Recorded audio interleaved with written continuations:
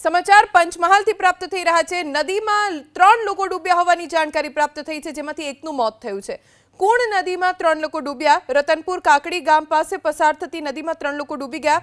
2 લોકોને તો ગમે તેમ કરીને બચાવી લેવાયા, પણ એક ખેડૂતનું ડૂબી જવાથી મૃત્યુ થઈ ગયું। પશુ ચરાવતી વખતે પગ લપસી જતા સોમા બારિયા ડૂબ્યા હતા। સ્થાનિકોએ તાત્કાલિક સ્થળે પહોંચીને 2 લોકોને બચાવી લીધા, પણ એક ખેડૂત જે નદીમાં પાણીમાં ડૂબી ગયા, જેમને બચાવી ન શકાયા। રતનપુર કાટડી ગામના 48 વર્ષના ખેડૂત સોમાભાઈ બારિયા પશુ ચરાવવા માટે ગયા હતા અને નદીના વહેણમાં તણાઈ ગયા। તેમનો પગ લપસ્યો હતો। બચાવવા માટે અન્ય 2 લોકો પણ નદીના વહેણમાં તણાયા, જો કે એ 2 લોકોને બચાવી લેવાયા છે, પણ જે ખેડૂત તણાયા હતા તેમને ન બચાવી શકાયા।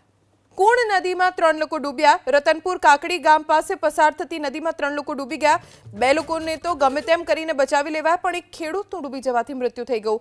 પશુ ચરાવતી વખતે પગ લપસી જતા સોમા બારિયા ડૂબ્યા હતા।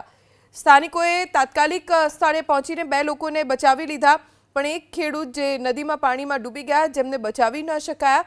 રતનપુર કાટડી ગામના 48 વર્ષના ખેડૂત સોમાભાઈ બારિયા પશુ ચરાવવા માટે ગયા હતા અને નદીના વહેણમાં તણાઈ ગયા। તેમનો પગ લપસ્યો હતો।